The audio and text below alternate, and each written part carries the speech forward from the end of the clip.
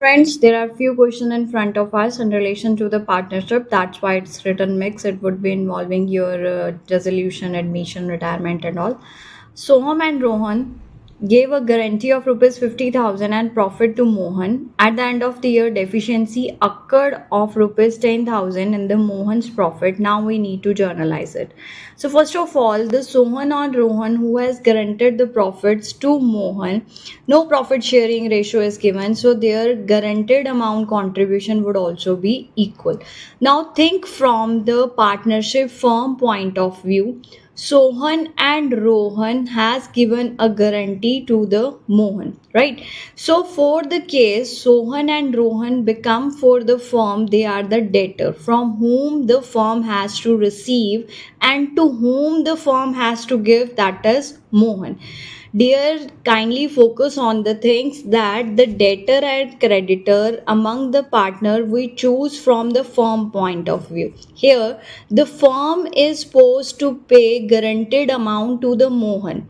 So Mohan becomes the creditor of the firm from whom Mohan has to receive, that is from the two partners, they are Sohan and Rohan. So Sohan and Rohan will become debtors and to whom it is payable Mohan. So the amount contributable to Mohan is 10,000 rupees. No ratio is given, so they have contributed equally. Next is the capital balance of a partner at the end of the year after adjustment of drawing and his share in the profit is of rupees 6,000. So this is given to you closing capital because it's mentioned that after adjusting. So when after adjustment closing capital balance is given to you and question is asking you to calculate IOC, you need opening capital. To calculate opening capital, the formula goes closing capital plus drawings minus profit. How we got this formula? You know very well that in balance sheet what we do in the sole proprietorship firm is capital plus profit minus drawings, that becomes the closing capital. So we just took things from this side to that very side. So 6,000 plus drawings minus is the profit share of the partner. The opening capital is 6,600 and rate was 5% per annum, so we applied and got interest on capital.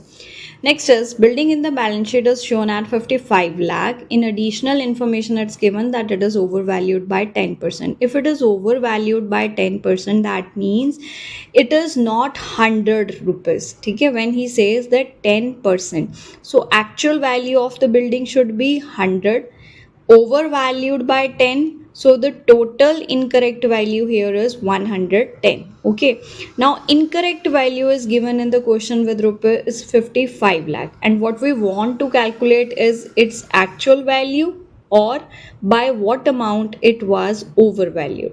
So two things you can get from here, but we will apply the cross multiplication method. So 55 lakh into 100 upon 110. Why upon 110? Because 55 lakh represents incorrect value of 110.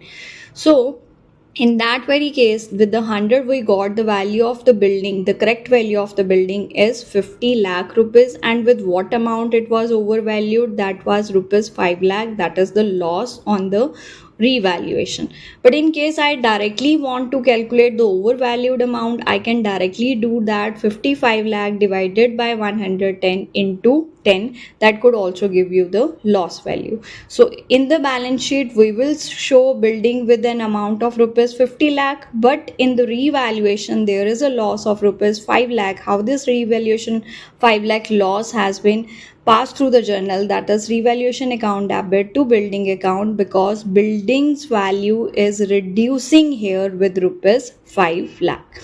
Thank you, Accountitude. Keep scoring, like, share and subscribe to my channel.